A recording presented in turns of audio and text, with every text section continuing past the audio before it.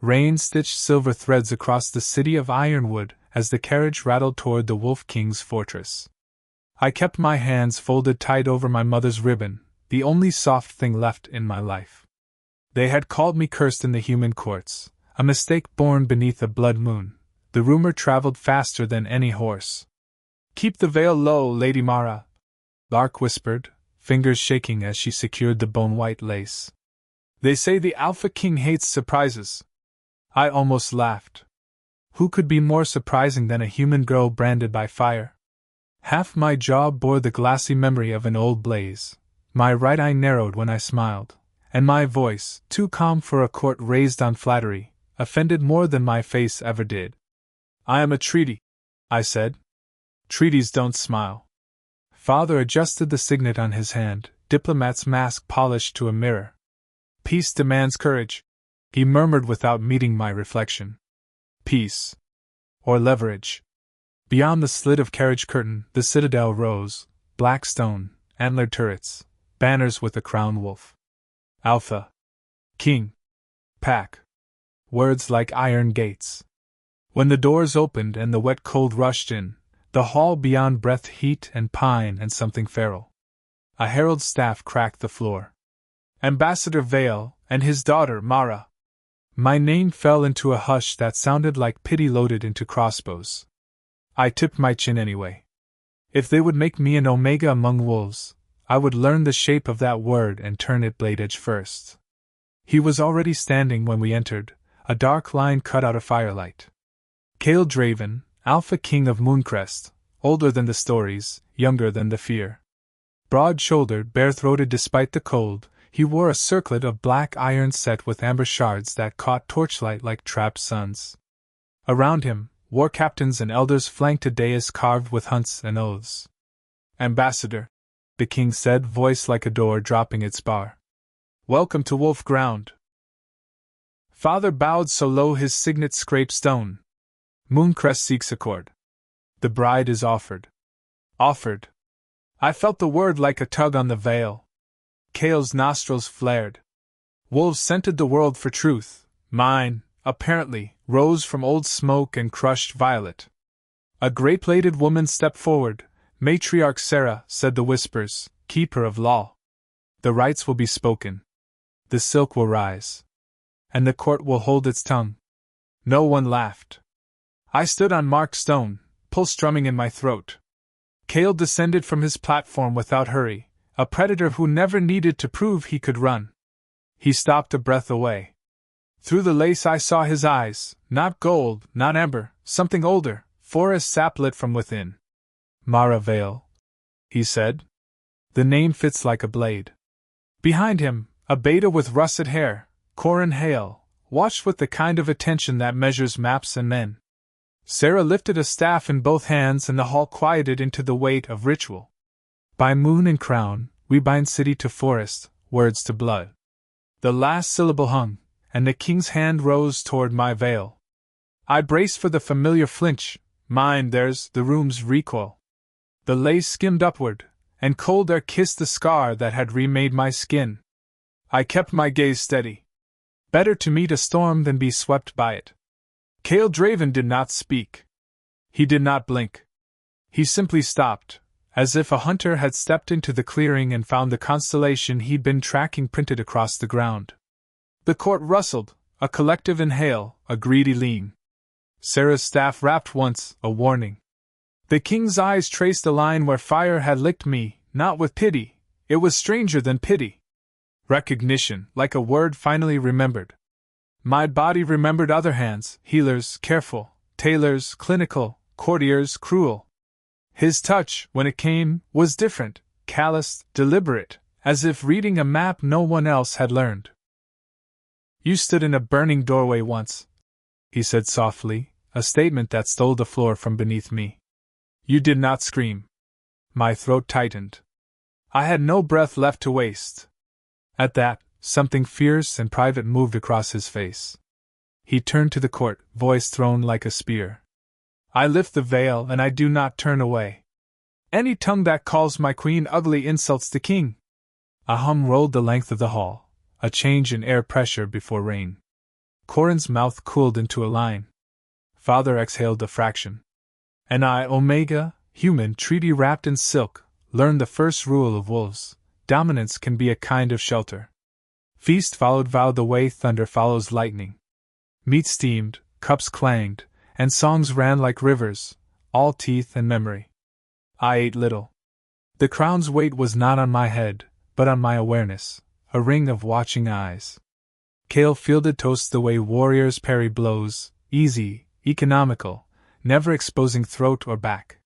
When he placed a slice of venison on my plate, I heard the command buried in kindness: live long enough to choose. They will test you, he said without looking at me. They test me every day. Then they will learn boredom, I answered, which earned the smallest crack in his composure. Sarah approached, her braids threaded with moonbone. Tomorrow the queen learns our law, she said. Tonight she learns our ground. She will walk the inner ring with me, Kale replied. Corin will arrange guards. The beta dipped his head, but his eyes stayed on me. Curious. Calculating. Not unkind. A group of unmated she-wolves, fine as knives, hovered in a gallery, a storm contained in silk. One, wearing winter blue, held my gaze openly and smiled like a challenge. I returned it like a promise. Father found a moment to speak under the noise. Mara. The way he said my name had edges. Say the right thing and leave the wrong things unsaid. Such as? Pain, he said, and his mouth trembled before it hardened. Wolves do not trust a wound that bleeds in public. Wolves respect scars, I said. Humans just pretend not to stare. Moon rose thick and white when Kale led me to the terrace that ringed the citadel like a patient wall. Forests breathed beyond, resin, wet earth, leaf rot, the living musk of 1,000 throats, chanting invisibly. Your people think I am an Omega, I said. They think you are human, he corrected. Omega is not a wound. It is a gravity. The pack turns around what it needs. He leaned on the stone, hands braced, gaze sweeping the dark. I was told you would be obedient, I said. To what? To your temper? That earned a true smile. My temper obeys me.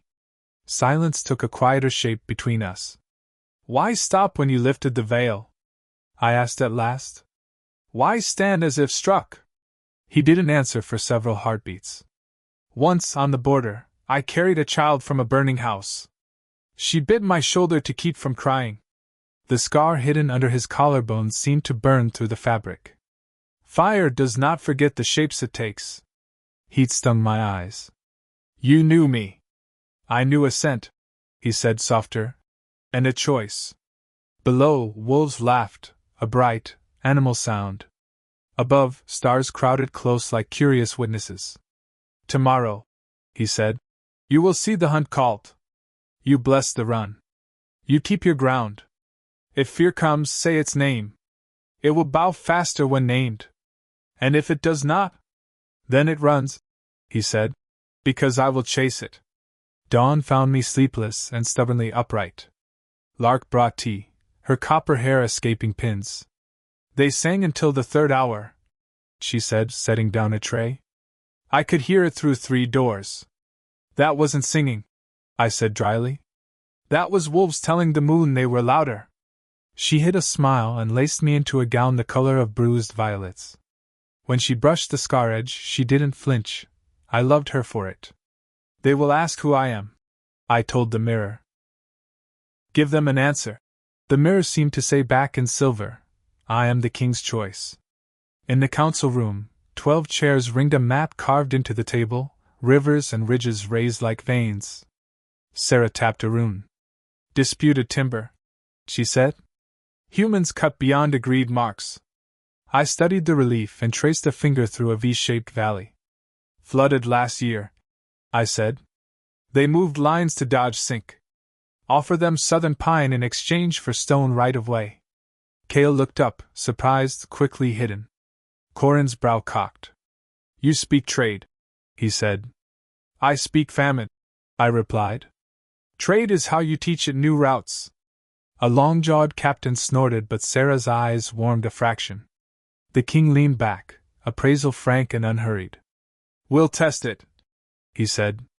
"If it holds, we keep it. If it breaks, we fix it fast." And just like that, a place at the table stopped being an ornament.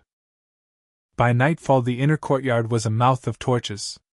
Wolves, some bare-armed, some already stripped to the waist, circled in a low hum of anticipation. Cale stood at the center. He shed his tunic as if shrugging off daylight scars mapped like constellations no human sky could name. Sarah pressed a palm to my back. "Speak the blessing," she murmured, "and mean it." The words felt older than language, but my voice found them. "By fang and oath, run true. By heart and home, return." When Cale shifted, it was not violence but inevitability, bones rebraiding into their older pattern. The wolf he wore was vast and black, eyes ember bright, king, but kin to the dark. He padded to me and lowered his head. My hand sank into his ruff. The court watched whether I would flinch. I didn't. "Go," I whispered against the power under my palm. He lifted his muzzle and sang, and the pack replied, and then the courtyard spilled into the trees like shadow made of breath. I stood in the ringing quiet they left, throat raw with a feeling I refused to call longing. Sarah stayed. Corin stayed. The others drifted away. "You didn't fear him," Corin said. "I feared losing him to something I could not name," I answered, and surprised both of us. While they ran, Sarah took me below the citadel, along a spiral cut into bedrock, to a room where the walls remembered wolves in ochre and ash. At the center lay a stone altar worn smooth by knees and vows. "First bonds were sworn here," she said. "First betrayals judged here, too." A vein of cold threaded my spine. "Why show me this tonight?"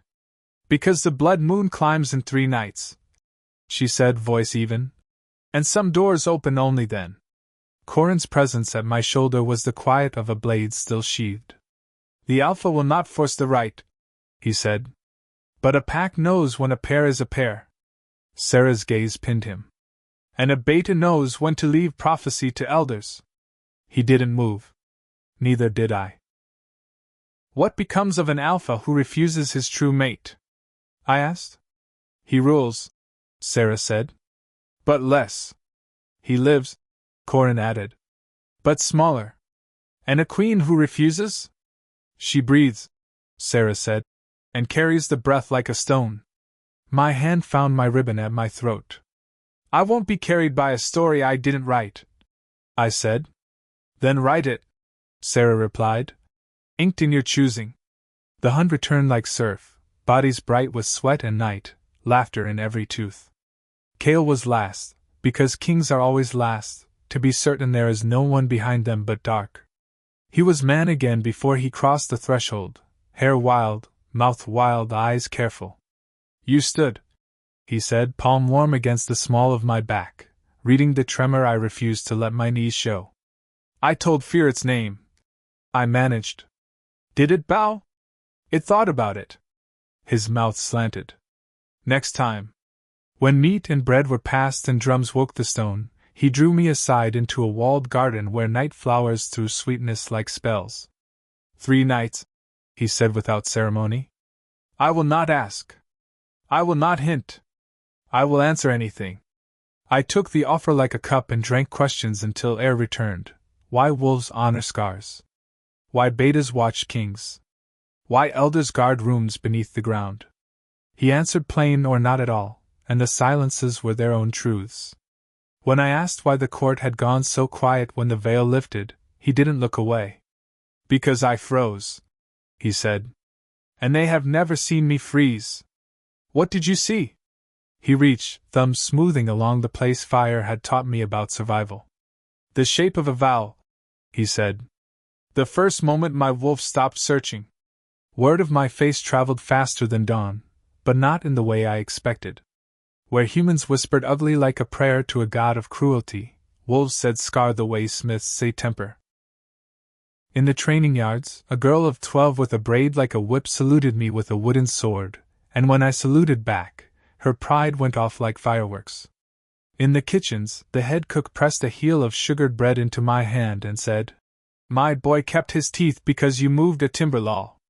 In the scribe's gallery, a cartographer taught me the river names that only wolves used, the ones that changed every season depending on how the water behaved.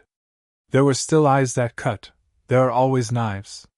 The winter blue she-wolf watched from balconies with a smile like a net. Corin kept appearing where shadows were most useful, corridors, corners, quiet thresholds, his loyalty a question with its own pulse.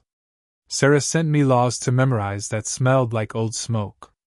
Every path circled back to the same cliff, 3 nights until the blood moon. Before sleep I stood at the mirror and lifted my own veil, habit, not fabric, and spoke aloud to the girl who had bidden a king to keep her cry swallowed. "We choose," I told her. "We do not beg." On the second day, a runner arrived soaked with river mud and panic. "Bodies at the South Ford," he gasped. "Throats torn, no scent." No scent is worse than any scent. Kale's council assembled in minutes. Maps unrolled. Fingers stabbed routes, the air stung with iron and urgency. "Human extremists?" a captain asked. "Or the old kind?" Corin's jaw ticked. "Neither. Someone who wishes to be both." I leaned over the carving, tracing currents in the wood. "If the floodplain redirected last year, then the ford is the only shallow path for caravans. Attack there and you starve a city without laying siege." Kale's gaze snapped to mine, then to Sarah, who nodded once. "Listen." He tapped 3 markers. "We close the ford with stone. We open the northern ford with escort. Corin takes 2 cohorts. I take 3. "And me?" I asked. The room balked. Wolves are loud until humans ask to stand beside them. "You go to the river court," Kale said, already calculating. "You write what we cannot speak. Your father can read in rooms I cannot enter." The old ache of pleasing him rose, and broke. "I will go," I said, "but I write from Mooncrest first. Father would understand or he would learn." Dusk swallowed Ironwood as we rode for the ford, Kale's cohort a dark seam through the trees. The river had the sickly shine of fear, even frogs kept their counsel. We found the stones quick, 3 men, 2 women, all human, throats opened with a precision that mimicked wolves too perfectly to be one. "Mockery," Corin said, crouching. "Or message?" Kale's mouth was a grim line. "Both." Sarah murmured a protective verse and the air changed temperature, the way a room feels when a window closes. I knelt beside a woman whose hands were calloused like a mason's. "She built walls," I said. "Someone decided walls offended them." Corin's eyes slid to me, unreadable. Kale unrolled canvas. "We carry them home," he said. "The ford will not drink them." We worked until our backs screamed, until the river looked less like a throat and more like a road. As we lifted the last body, a glint flashed upstream, metal, quickly gone. "Archer!" Corin barked, pivoting. The arrow sang and would have kissed my heart if Kale had not moved faster than the song. The shaft bit his shoulder instead, deep, clean, a perfect echo of a bite long ago. He ripped it free, blood bright as a vow. "Find them," he told Corin, calm as winter. To me, just as calm. I told Fear its name. "It bows faster now." Corin vanished with 2 squads, slipping along the reeds like a rumor. Sarah broke the arrow, sniffed the purpled shaft, and scraped residue with a bone pin. "Juniper oil and ash," she said. "Masking brew. Thieves use it to fool hounds." She pinched a grain between finger and thumb and tasted like a priestess at an altar. "And nightshade. Whoever loosed this favors poisons over prayers." Kale bound his shoulder with practiced hands. The Alpha King moved as if wounds were weather, noticed, accommodated, never obeyed. I gave him my ribbon, the one from my mother, to cinch the dressing. He hesitated, then tied it, white against blood, a vow knotted in silk. We built cairns of river stone for the dead, marked with both sigils, the wolf's crown and the city's anvil. "This is what peace looks like," I told the dusk. "Hard work and too many hands." Kale's mouth did that not smile again. and someone to say its name aloud. Corin returned at moonrise with a splintered bough and a story that smelled of old coin. Tracks vanish at Slate Rock, he reported. Boot leather, not paw. A horse waited beyond. He set the bough on canvas beside the arrowhead. Ironwood guard issue. The words fell heavy. Father's people. My people. Our people. Cale's gaze found mine and did not accuse, and the not accusing burned worse than blame. We bring this to the river court, he said, voice flat as a closed door. Let them explain how their mark rode into our ford with poison on the string. Sarah's braids click softly, a bead against a bead. And we salt the rocks. She scattered crushed leaves into the current. The river shivered, skin of water prickling. No scent stays hidden forever. We moved before dawn. The pack traveled quiet, wolves padding on the flanks, riders at the spine.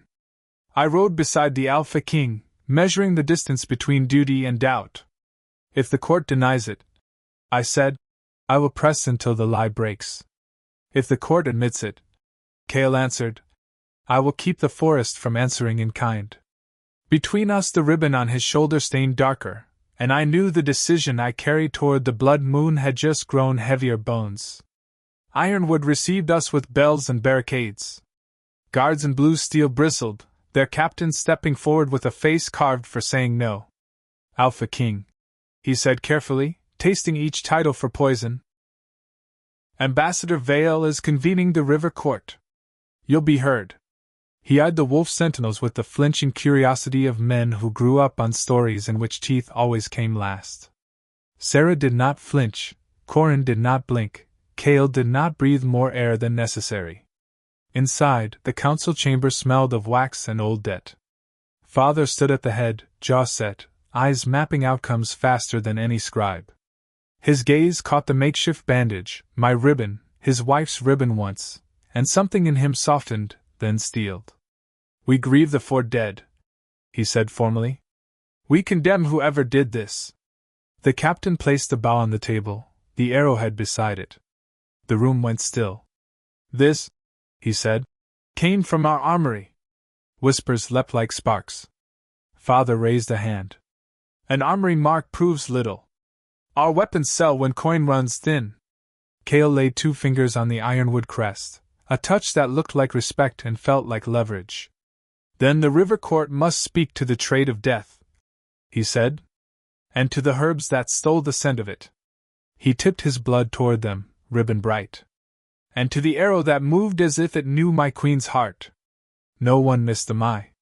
My father's spine lengthened by a fraction, both diplomat and sire taking measure of the same word.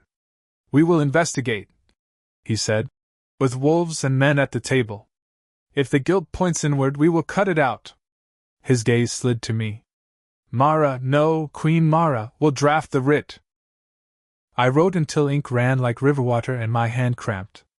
The writ named the dead, named the ford, named the mass bruise and the armory mark and the shared patrols that would guard both banks. It named consequence if the trail curled back to the city's purse. When I finished, Cale read it once and nodded, the smallest bow a king can make to a woman with a pen. The court stamped its seal. The Alpha King pressed his ring into wax. Father exhaled. Outside, Corin joined me in the colonnade where pigeons learned to keep quiet. You held both lines, he said. City and pack. They're the same line, I answered. If your map is honest. He studied me, weighing either my arrogance or my hope. Be careful that your honesty doesn't become someone else's blade. We left Ironwood under a sky scraped thin by sunrise. The pack rode lean, half to escort the writ to the ford, half to carry its echo to every tavern and temple. We shout agreements so cowards must shout to break them, Sarah said, pleased by the old strategy disguised as courtesy. Cale's shoulder had stiffened, pain held inside a cage of breath. You should let a healer stitch that, I said. I will, he replied. After we are not moving. We're always moving. That earned the flicker of his mouth again. Exactly. At noon, the path narrowed to a wolf track and then to nothing. That should have comforted me. Wolves on wolf ground are safe. Instead, the trees felt too interested, The hush not a welcome but a held breath. Corin's hand rose. The line halted. Ahead, in a small clearing, a tethered horse cropped grass beside a fallen log. On the log sat the winter blue she-wolf from the gallery, her cloak a lake in shade.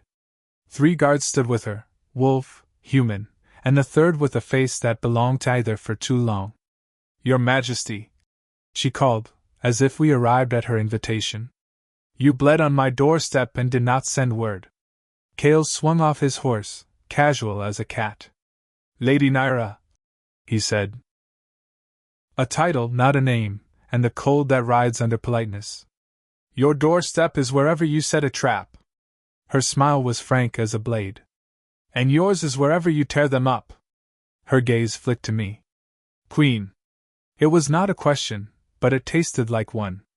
I inclined my head. I would not give her bow or bite without purpose. "You have something to say," Cale told her. "Say it." She gestured to the not-human man. He stepped forward and poured a pinch of black grit into his palm. "Ashmint," he rasped. "Scent thinner. Old smuggler's trick. The recipe returned from South Roads 3 winters ago with men who spoke of peace and bought steel by the wagon." He tilted his hand. The grit fell in a line that the wind refused to move. Sarah leaned, interested despite herself. "Who paid?" Cale asked. The man's mouth tightened. "Coin bore the lily of House Merit. Ironwood nobility. Father's rivals." My teeth found my tongue. Nyra's smile thinned. "I don't care for humans or their courtiers, Your Majesty. But I care for river children who won't eat when caravans stay home. If you'd hunted your enemy in public instead of in gardens, you'd have learned this yesterday." The insult bloomed, already dying. Cale did not rise to it. "And what do you ask for this gift?" he said. Her eyes cut to me again, speculative. "Only a dance at the blood moon," she said lightly. "So my ladies may judge if humans keep rhythm." Corin's breath moved, amusement or warning. I held Nyra's gaze and did not blink. "Be careful," Sarah murmured, too soft for anyone but us. "Rivals draw maps on the king's skin." We pressed north to Merit lands with the ashmint grit wrapped in cloth and the name of a house in our mouths like something sour. Cale sent 2 runners to father with what we'd learned. Sarah sent a crow to the river court. Corin sent nothing and managed to say the most with it. The air sharpened as ridges rose. Pines crowded close, spined and listening. "Merit holds old copper mines," Corin said. "Tunnels like veins. A good place to hide a plan. A better place to bury it." We found the first proof in a dumping pit where mint stems lay heaped with charcoal and broken barrels marked with the lily crest. Not a perfect mask, then, a calculation. Hide the recipe in plain sight, and dare the Alpha King to call it treason. Cale stood very still, which is how wolves show anger when they intend to use it. "Do we call it treason?" I asked. "We call it famine if we do not," Sarah answered. "We call it war if we do," Corin added. "We call it truth," Cale said, and the 3 words made a shape my breath could fit inside. At the mine mouth, a boy no older than Lark's little brother tried to slam a gate and failed. Corin caught it with 2 fingers. "Who hired you?" he asked gently enough to fool only someone who had never heard wolves talk to children. "A steward," the boy stammered. "Said we'd sell mint to the healers. Said the pack would thank Merit." He looked at my scar like a compass that couldn't decide north. "Are you truly a queen?" "Only on days with good weather," I said. "Today I am a question." He looked relieved. "Then may I go?" Cale stepped aside. "Run home," he said. "Tell your mother we will send flour." We took ledgers, stamped invoices, a tidy column of coin that curved toward Ironwood, and then bent away into blankness. Someone with practice had erased the names. "Black quill," Sarah muttered. "Professional hands." Corin held pages to the light. The faintest ghost of a sigil breathed through, a ring of thorns around a tower. "South Alliance," he said. "Men who prefer kings that bleed." Cale's jaw flexed. "We ride home," he said. "We bring the writ." We prepare for a night that changes shape. The citadel received our dust with open gates and shut mouths. News ran faster than horses. By the time we dismounted, the kitchens were already kneading more bread and the smiths already hardening spearpoints that had been ornamental yesterday. Naira's ladies had arrived, winter cloaks shimmering like frost, and took their place in the gallery the way storms take place on horizons. Sarah's acolytes chalked blessings over door lintels. The pack paced, Alpha to Omega, restless, tuned to the coming drum of the blood moon. Lark unbuckled my bracers with hands that were steadier than her cheeks. They say the right is beautiful, she whispered, as if speaking of a song children weren't supposed to hear. They say it hurts, I said. She nodded, brave. So does growing. In the mirror I saw a woman I recognized and didn't, scar bright as a road, eyes steadier than the day before. If I choose the Alpha King, I told my reflection, it will be because I want the world that comes with him, not because fear herds me like sheep. Kale came to the threshold and did not cross until I said the word. Enter, I told him, louder than necessary, because decisions prefer to be announced. He looked tired around the edges, but what lives in his center was unchanged. We have grain moving to Ironwood, he said. Merit will explain themselves in court or in ruin. His gaze took in the set of my shoulders, the braid, the pulse that kicked once at my throat and then behaved. And you, Mara Vale? My name still sounded new in his mouth, crafted, chosen. What do you require to decide? 3 truths, I said. First, if I fail, do you live? He did not look away. For a time. Second, if I succeed, do I become less myself? His answer was immediate. No. More. He reached for my hand but stopped a breath short. Third, I said. If I choose you, do I choose the pack's hunger, its law, its children, its winter? Yes, he said, and kept his hand where it was, an answer I respected more than any vow. Then meet me where the first bonds were sworn, I said, and my voice did not shake. I will speak my choice there so the bedrock hears. We descended with a small procession. Sarah, Corin, 2 elders, Naira uninvited but unavoidable, and Lark because sometimes courage needs a witness who remembers laundry lists. The chamber under the citadel held its breath, paintings of wolves and moons watching from stone where soot had kissed them for centuries. The altar waited, patient as a shoreline. Candles drew a circle light enough to make darkness choose its distance. Sarah laid out the rite like a map, silver bowl, water, pricked thumbs, shared breath, a braid woven of my hair and the Alpha King's. Blood remembers, she said. Water carries. Breath binds. Hair vows to time. Naira watched with the polite hunger of a rival who can recite your recipe and still never match your bread. Corin stood at my left, a silent wall, Kale at my right, a furnace contained. Before we begin, I said, we name what hunts us. I spoke of merit ledgers and ashmint and south sigils. I spoke of armory marks and boys at mine gates and rivers that refused to hide bodies. I spoke of a treaty that would not survive lies and of a king who took an arrow meant for his queen and tied it with her ribbon. The chamber took the words and ate them and made them part of its stored heat. Now we name what saves us, Sarah said, voice thinning into something older.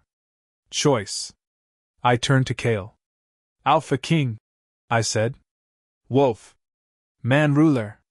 Stubborn fire that knows when to bank and when to blaze. I choose you. Not to hide behind, but to stand beside. He let out a breath that sounded like a winter branch deciding not to break. Mara, he said, and the chamber seemed to fit the name differently now, like it had waited for this pronunciation. We pricked thumbs. Our blood slid into the silver bowl and made a new color that did not exist above ground. We breathed into the water together. It shivered and went still. Sarah wove our hair into one braid and laid it over our joined hands. On the blood moon, she intoned, the bond will complete if it is true. The body will learn an older alphabet. Pain will teach it quickly. If fear comes, name it. Kale's fingers tightened, not crushing, anchoring. If you asked me to stop, he said. I stop. If I ask you to go on, I said, you go on. Together. Sarah finished. Or not at all. Night rose like a tide. The citadel's torches bent their flames toward the east, as if pulled by the enormous red coin climbing the sky. The blood moon does not look like blood, it looks like iron fresh from the forge. The inner courtyard filled, wolves in their skins and wolves in their men, elders and infants, Naira's ladies and my kitchen allies and the boy from the mine if rumor was kind. Drums began low, heartbeat simple, then complex enough to remind breath to earn its keep. I wore plain linen, a cord at my waist, nothing that could catch or choke. Cale wore nothing but scars and the mark on his shoulder where my ribbon had dried into a new color.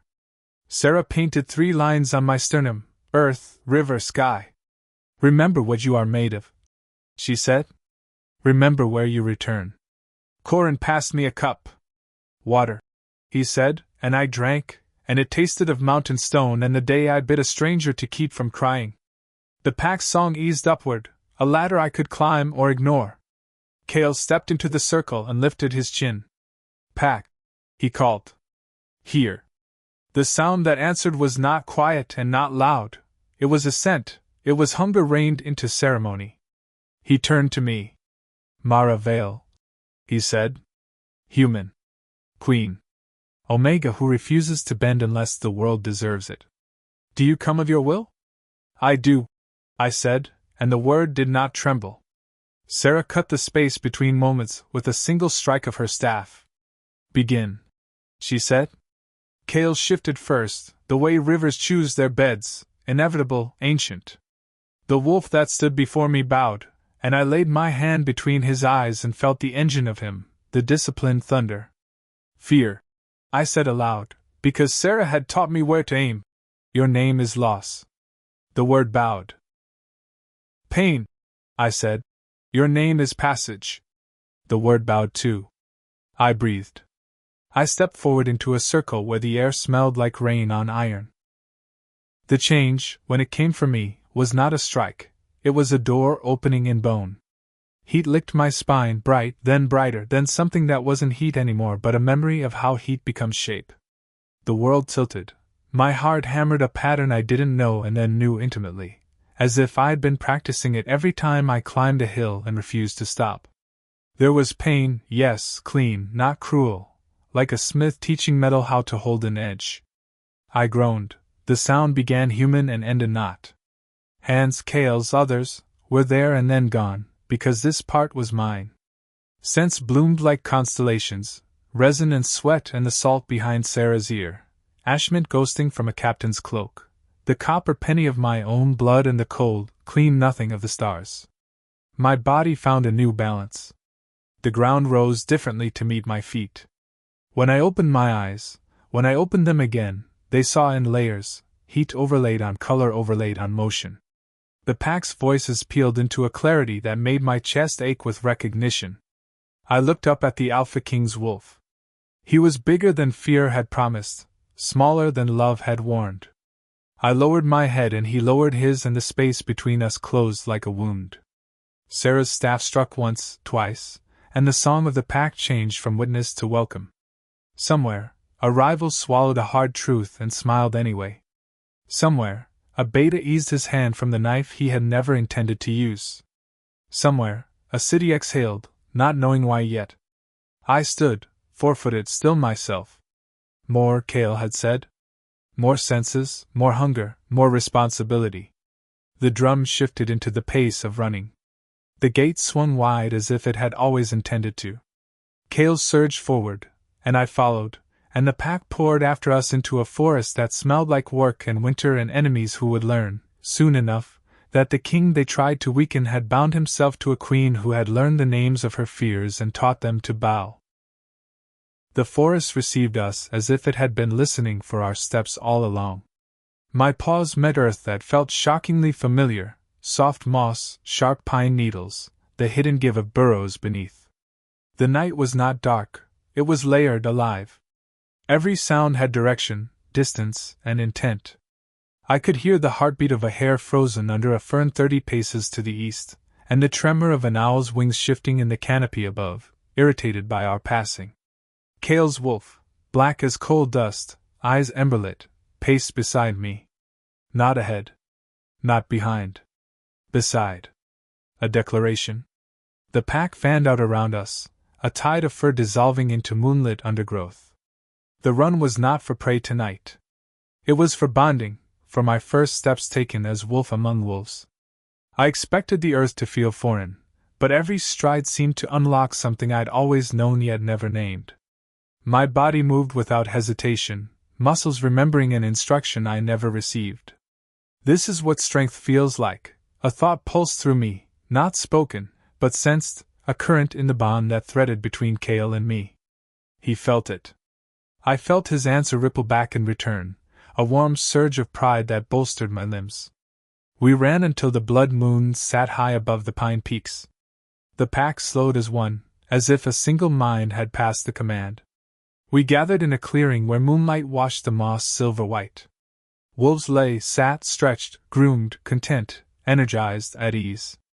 I lowered myself onto the moss, breath quickened but far from spent. I had not known my body could hold so much life without breaking. Kale shifted first, not rapidly, but gradually, peeling back fur to skin, wolf to man, until he stood tall and human once more. I shifted too, not from command but choice. The change came easier than I expected, guided by the bond. This time, I did not fear the fire of transformation. It felt like sculpting rather than shattering. I knelt on the moss, breath fogging in the cold air. Kale draped a fur cloak around my shoulders. It smelled of him, cedar smoke, pine, steel, and something uniquely Kale I didn't yet have a word for. He cupped my face, one thumb brushing the scar as if it was now a page of a story he had permission to reread. "How do you feel?" he asked. I searched for the truth. Found it. "Like I have been walking my whole life, but only now learned I could run." A low murmur of approval moved through the pack. Sarah's eyes glimmered with a rare softness. Corin, watchful, unreadable, shifted his stance as if adjusting to a new balance of power. Naira, seated on a fallen log, regarded me with a tilted head. Not warm. Not cold. Evaluating. "You wear the wolf well," she said. "But a night is not a lifetime. Power must be practiced, or it gnaws its owner from the inside." Kale's arm wrapped around me, not possessive, protective. "She will learn," he said, his voice calm but leaving no room for doubt. "With me. With the pack. Not under your teeth, Naira." Naira's smile sharpened. "I would never bite what belongs to the king." My gaze held hers. "Funny. I was under the impression I belonged to myself." A ripple of laughter, quick, surprised, approving, passed through the wolves. Kale's fingers flexed slightly at my waist in subtle warning, or pride. Perhaps both. Naira dipped her chin. "Then may the self you belong to be strong enough for what hunts you." Before I could ask what she meant, the wind shifted. Every wolf's head turned at once, ears pricked, noses to the air. The scent that rolled in was unfamiliar, metallic, wrong, threaded with smoke that did not belong to the forest. Kale's voice dropped to a growl, not human, not wolf, but something between. "Someone approaches. And they do not come to celebrate." The pack rose as one organism, a wave of fur and muscle. I felt the instinct surge through me, protect, circle, assess. Without thinking, I stepped closer to Kale's side. Corin moved to the opposite flank, forming a triangle around me. "Alpha, Beta, Queen." Sarah pressed her palm to the soil. "Not wolves," she murmured. "Not wholly human either." Something brewed. Stepping into the clearing came figures cloaked in gray, 6 of them, hoods masking their faces. They moved with eerie synchronicity, neither timid nor aggressive, as though rehearsing a script. At their center walked a 7th, taller, draped in a darker cloak threaded with silver runes that caught the moonlight like shards of ice. Naira exhaled sharply. "Witchcraft." Kale's voice was low steel. "Identify yourselves." The lead figure lowered their hood. A woman, hair braided with silver thread, eyes pale as frostbitten glass. She carried a staff etched with crescent moons and thorn vines. Alphys Kale Draven, she said, voice cold and ringing. We come bearing prophecy and warning. Sarah's breath hitched. The witch Clave. A murmur rippled through the pack. Even the most battle-hardened wolves stiffened. Tales of the witch Clave were old, older than treaties, older than pacts. They were seers, oath-keepers, and executioners when balance shattered. You walk on sacred ground uninvited, Kale warned. We walk where the moon commands, the witch replied. Her gaze drifted, slowly, unblinking, until it locked on me. She has crossed the threshold. My stomach tightened. I chose the bond. Of my own will. Will alone is not enough, the witch said. The union of human and Alphys shifts the scales. Magic that has slept begins to wake. The old lines blur. And when lines blur, blood spills. Corin's hand rested near the dagger at his belt. If you came to threaten. We came to warn, she interrupted. A storm brews beyond your borders. The same hands that set fire to the human girl's home now move to ignite a war greater than the first. My breath froze. You know about the fire? Her eyes pierced through me. Child of ash, marked by survival, you were not the only target. You were simply the one who lived. Heat pulsed beneath my scars. The phantom memory of flame. Kale's grip on my shoulder steadied me. What do you want from us? Kale asked. The witch lifted a small obsidian vial. A covenant. Blood shed only where the moon commands, not where mortals are manipulated into slaughter. Bind this vow before the next moon wanes, or war will be the smallest of your losses. Naira stepped forward, tone skeptical. And if we refuse? The witch's gaze turned toward her, brittle and merciless. Then the human queen will not survive her second turning. Silence hit the clearing like a dropped blade.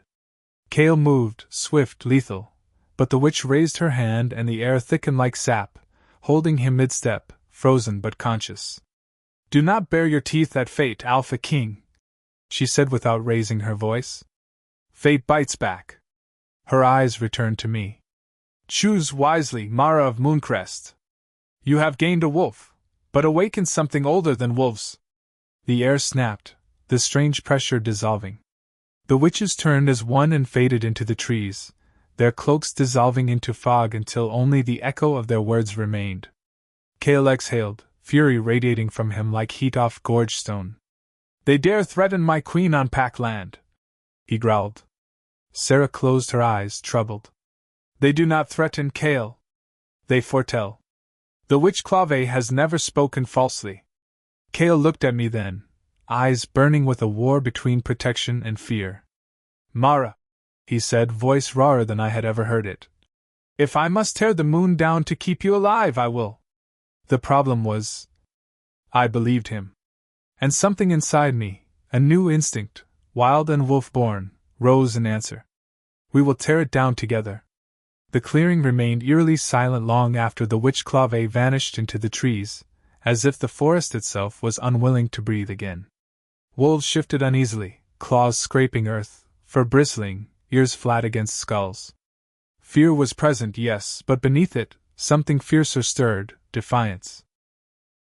I felt it inside myself too.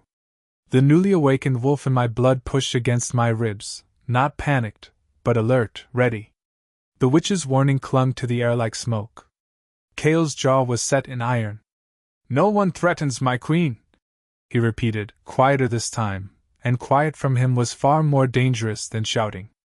Naira's eyes glittered. The Clave rarely interferes with pack matters. Whatever storm they see is big enough to drown us all. Corin sheathed his dagger with controlled precision. Then we find the storm first. And break its spine. Sarah knelt in the center of the clearing, fingers pressed into the moss. The Clave speaks in riddles because the future is never fixed. Threads shift. But one thing is certain, something awakened in Mara tonight. Heat flushed under my skin. Awakened? How? Sarah studied me carefully, the way scholars examine relics they fear and revere at once. You were human then wolf. The transition should take time to settle. Yet you stand with balance, clarity, and retained human speech. That is not ordinary. In you, the bond is accelerated. Her hand trembled just slightly. And accelerated bonds always draw attention, from magic, from rivals, and from fate. I swallowed, heartbeat steady but loud in my ears. The new senses made it impossible to ignore the reactions around me. Wolves weren't just looking at me, they were sensing me. And what they sensed was shifting. Kale stepped forward and placed himself between me and the pack, not blocking me, but anchoring, grounding. Enough for tonight. The pack returns to the citadel. One by one, wolves dipped their heads to me, some out of respect, some curiosity, some calculation. Even Naira bowed her head a fraction, though her eyes never left mine. It wasn't submission. It was acknowledgement that the board had changed. Kale waited until the last wolf had left before turning to me. "Walk with me," he murmured. We moved through the trees at a slower pace. Not human, not wolf, something in between. The blood moon haloed the branches, making them glow like veins lit from within. Only when we reached a quiet glade did Kale speak again. "When the clave said you awakened something older than wolves, did you feel it?" he asked. "Yes," I admitted. "Not during the turning. After. It was like I searched for the right shape of the truth. Like the wolf wasn't added to me. Like she was waiting." Kale's breath hitched, not fearfully, but sharply, as if knowledge he'd kept locked suddenly aligned with what he was seeing. "There is a legend," he said slowly, "older than Pax, older than clave magic. Of a human who survives fire and becomes the first to choose the bond willingly, not for power, not for fear, not by accident of fate, but by conviction. That queen was said to wake the eclipsed wolf, a form neither bound by moon nor flesh." His eyes traced my face, not the beauty of it, but the truth of it. The scar that once marked weakness now hummed with something alive. "You think that's what is happening to me?" I asked, barely breathing. "I think the world is reacting to you the way I did when your veil rose." His voice dropped, intimate and reverent, as if recognizing something it had been waiting for. My pulse stuttered, not in fear this time, but in connection. Then branches snapped behind us. Corin emerged, breath controlled but urgent. "Scouts returned early," he said. "You need to see this." Kale and I exchanged a look, shared tension crackling through the bond. "Tell us," Kale ordered. Corin hesitated, gaze flicking to me. "It wasn't just the clave that crossed the border tonight." The wolf inside me braced. Corin's next words were quiet, but they landed like a blade dropped into earth. "Alpha corpses were found at the northern ridge. Killed with human weapons, marked with wolf claws. Someone is staging a war." The words struck with a coldness sharper than steel. Wolves did not kill alphas lightly. Humans did not leave claw marks. Whoever staged this wanted one thing, an unquenchable war. Kale's posture shifted, straight spine, shoulders squared, alpha instincts locking into place. "How many?" he asked. Corin's jaw tightened. 3. Alpha heirs from the Frost Peak, Emberfall, and Hollowfen packs. Found arranged in a circle on Mooncrest soil. Sarah, who had followed silently, drew in a sharp breath. 3 heirs. One for land, one for fire, one for old blood. A triad offering. Someone is crafting a narrative. Against us. Kale growled. They want every neighboring pack to believe Mooncrest executed their heirs. My wolf bristled. If they believe that, their packs will march. They won't march. Corin corrected. They'll hunt. And hunting packs don't negotiate until the ground is wet. Naira stepped into the glade, because of course she had been lingering.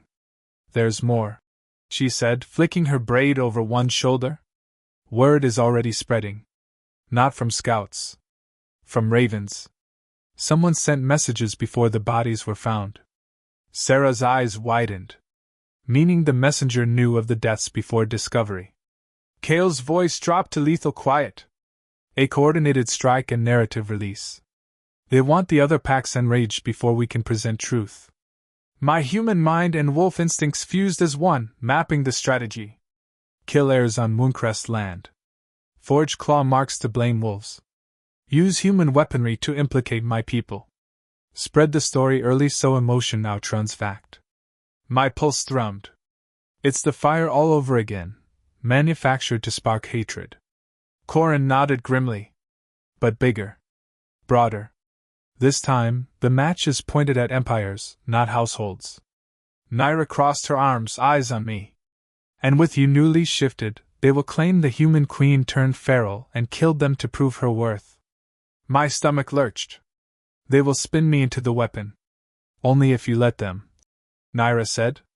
But I distrust fate when it hands humans center stage. Kale moved then, 2 strides swift, precise, placing himself in front of me. No one touches her. No one frames her.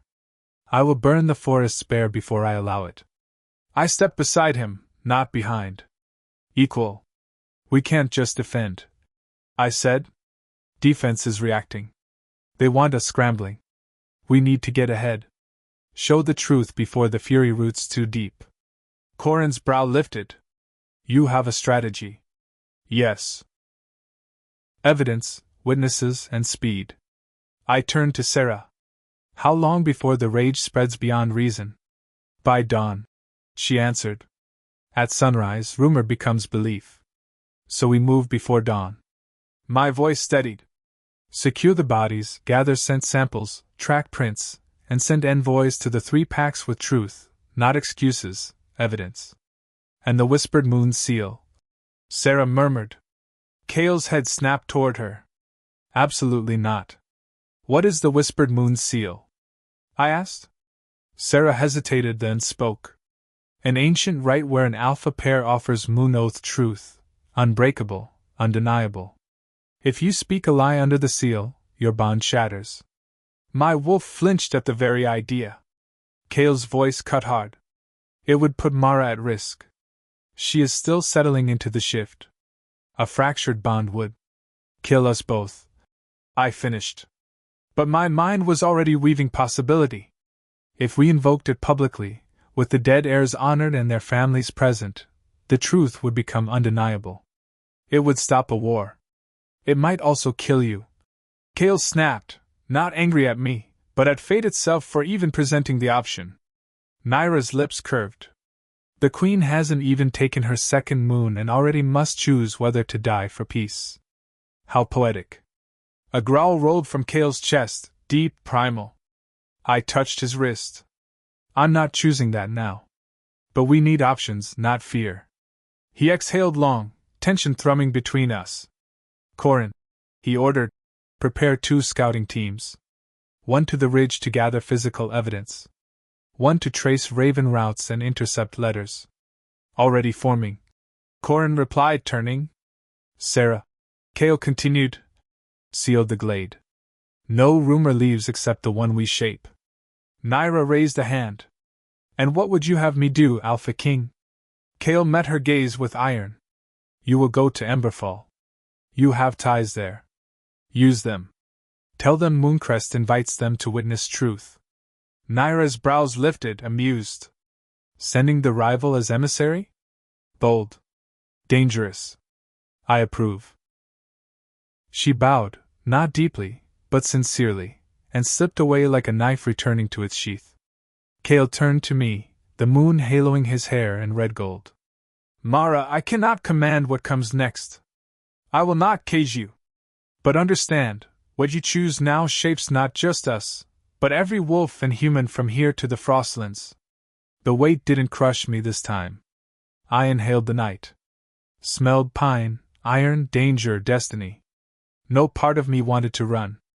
My wolf raised her head inside me, steady and sure. Let them come. Let the truth run faster. I met Kale's gaze. Then let's outrun a war.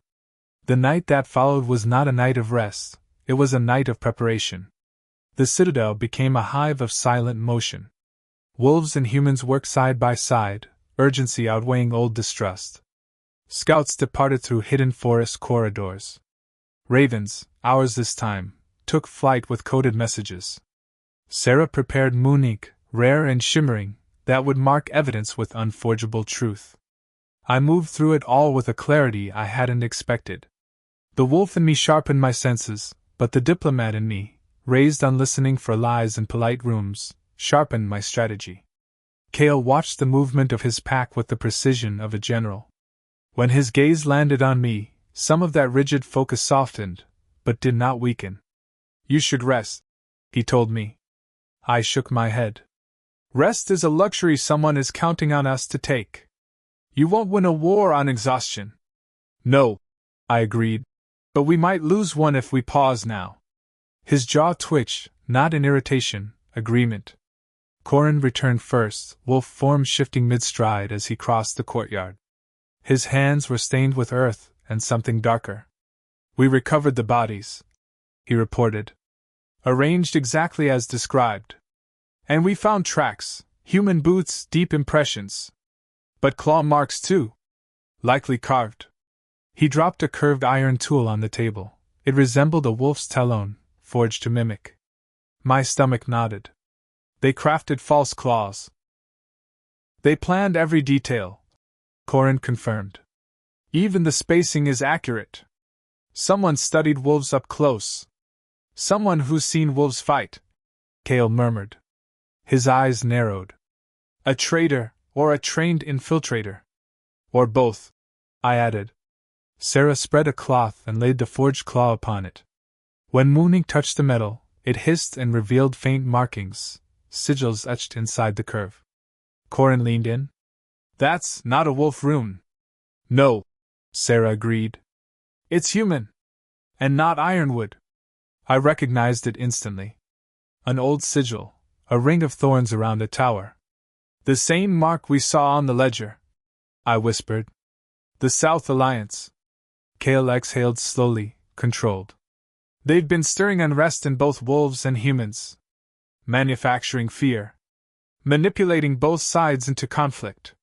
Corin crossed his arms. "And they're smart enough to stay invisible until the flames rise high enough to hide behind." Sarah's eyes lifted to mine, heavy with meaning. "This is no longer a border dispute. This is a designed war. And its architects are counting on your bond to fracture under the pressure." "They miscalculated," Cale growled. For a heartbeat, the wolf in him surfaced, eyes burning, pupils narrowing. I met that fire without flinching. "They counted on a weak queen," I said. "A frightened one.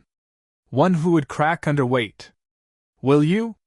Sarah asked, not as a challenge, but a test. Her tone carried the solemnity of a priestess guarding a prophecy. I let the answer rise from the place where fear had once nested, hollow and cold, only to find that the place was no longer empty. It was full. "No," I said. "I won't crack. I will cut where they expect me to break." A ripple moved through the room, pride from Cale, approval from Corin, a rare flicker of satisfaction from Sarah. But Sarah's gaze soon darkened. "Strength will not be enough. You must be smarter than those who lit the match. They know wolves, they know humans, but they do not know you." "And that is our advantage," I said. "I am what they failed to anticipate."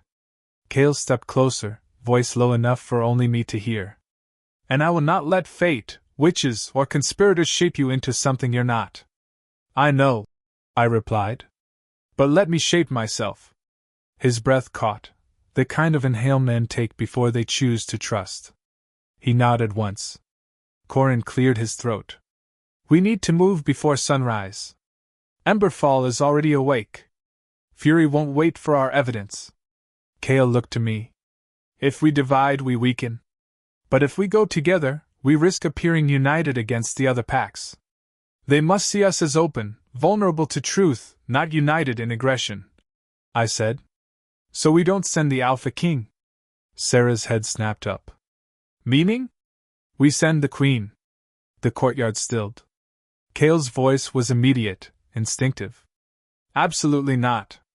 You just shifted. You cannot stand before another Alpha's court alone."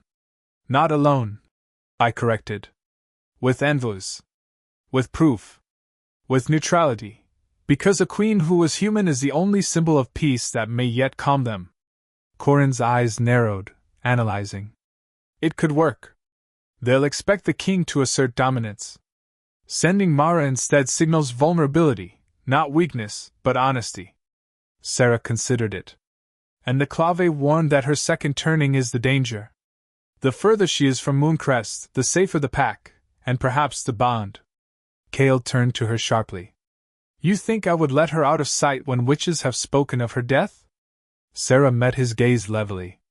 I think fate has already tied a rope around her path. We can only choose the terrain she walks it on. Cale's hands curled into fists, and I placed mine on top. Not to restrain. To ground? If I go, I said softly, will you trust that the wolf inside me will not break?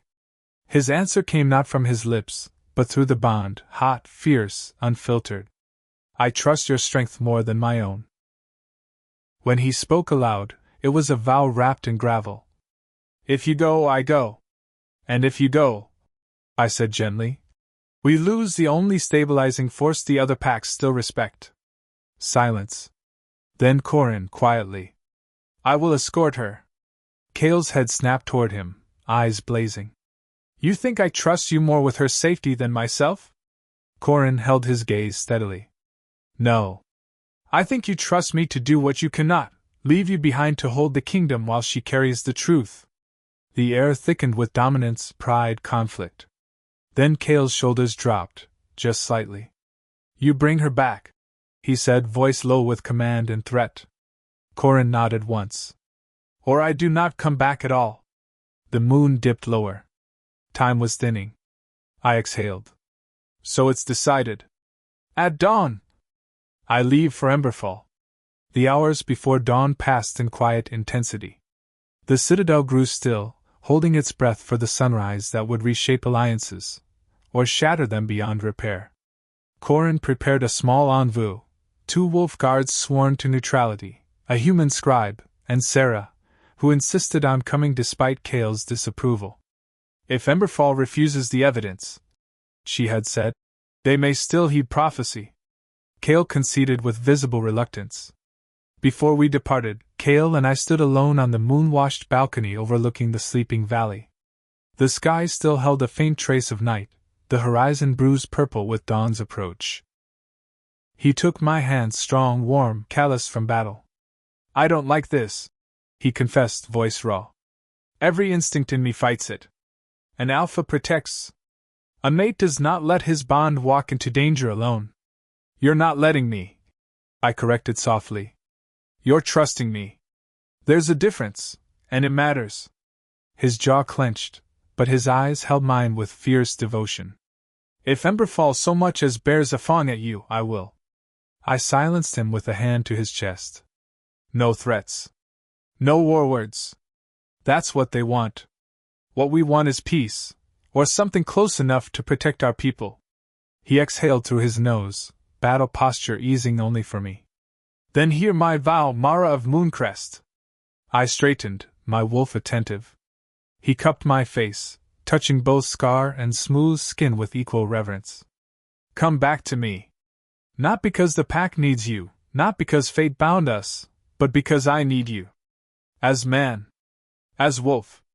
As your mate. A warmth bloomed in my chest, steady, anchored, undeniable. I will, I whispered.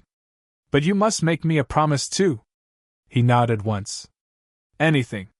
While I'm gone, don't act alone. Not as king, not as alpha.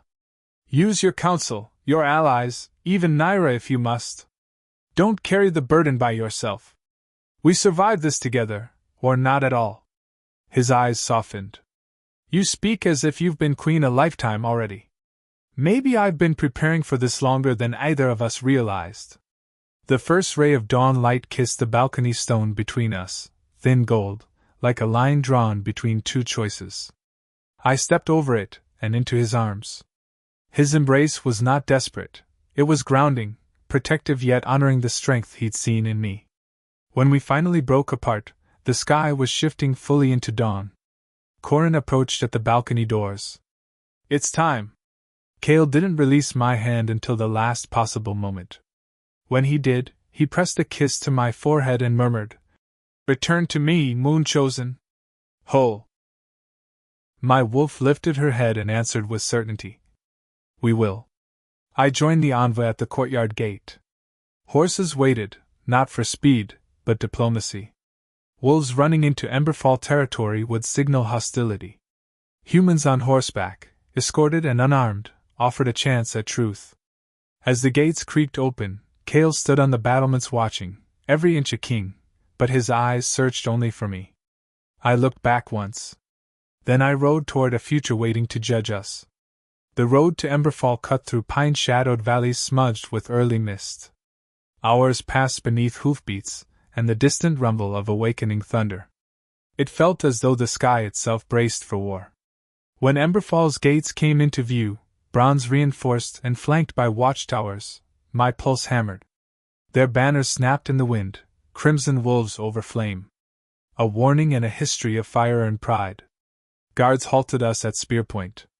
Corrin raised open hands. Envoys of Mooncrest, bearing proof and parley. The captain's eyes flicked to me, recognition, shock, and something like curiosity. "The human queen," he muttered. "Brave, or foolish?" "Perhaps both," I said calmly. "But I bring truth, not teeth." We were escorted into Emberfall's grand court, a vast chamber carved of volcanic stone, glowing with ember-lit sconces. Heat rolled through the air, wolves prowling the edges with tense shoulders and sharp suspicion. Alpha Rowan of Emberfall sat upon a basalt throne, red-haired and imposing, his wolf simmering behind golden eyes. His grief clung to the room like smoke. One of the murdered heirs had been his kin. He stood when I was announced. "Queen Mara of Mooncrest," he said, voice low and dangerous.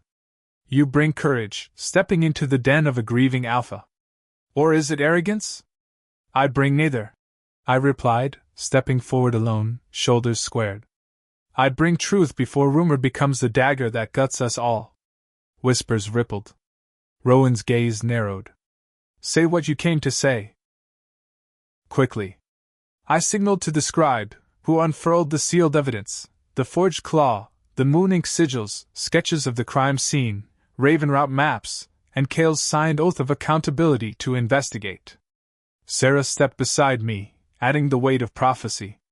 These deaths were engineered by a third faction, human and wolf working together, not Mooncrest. But I knew words alone would not puncture grief-fed fury. So I did the one thing they could not ignore. I stepped into the center of the court, lifted my chin, and spoke with the resonance of both wolf and queen. Emberfall deserves the truth. I vow this before moon and flame, Mooncrest did not spill your blood. And if evidence proves otherwise, I will return here alone and unguarded to face your judgment myself. A hush fell, sharp, stunned, complete. Even Corrin looked at me with a flicker of alarm. Rowan studied me, not the scar, not the crown, but me, with the raw, tearing scrutiny of a leader who needed a reason not to choose rage. At last he spoke. "You stake your life on this truth?" "Yes," I said steadily. "Just as you stake your pack's future on how you answer it." A beat. Then another. The hall seemed to inhale. Finally, Rowan lowered his chin, not submission, but acknowledgement. "Then Emberfall will hear your evidence. And until proof is weighed, no wolf here will hunt yours." Relief exhaled through the envoy, but I held Rowan's gaze. Truth first. Then justice. Together. For the first time, his eyes flickered, not warm, but less burning. "You're not what I expected of a human queen. Neither are you what I feared of a grieving Alpha," I replied softly. "May that surprise save lives, not cost them." Outside the court, once the doors closed, Corrin spoke under his breath. "You just shifted the first stone in the avalanche. Then we guide its path," I answered. As we departed, a small ember of hope glowed beneath the heavy clouds overhead, fragile, but real. War had not begun this day. And sometimes, the first victory is simply the battle that didn't happen. Far behind us, in Mooncrest, Cale would see the ravens return carrying Emberfall's answer. We listen. Bring the others. A chance, nothing more. But enough. I looked toward the horizon where two more packs awaited, and beyond them, the South Alliance and the shadows that puppeteered our pain. The road was long. The danger sharp. The future unwritten. But for the first time since the veil lifted at my wedding, I felt certain of one thing. I was not a sacrifice tied to a treaty. I was a queen chosen by a bond older than war. And I would build peace not through fear, but through fire tempered into light.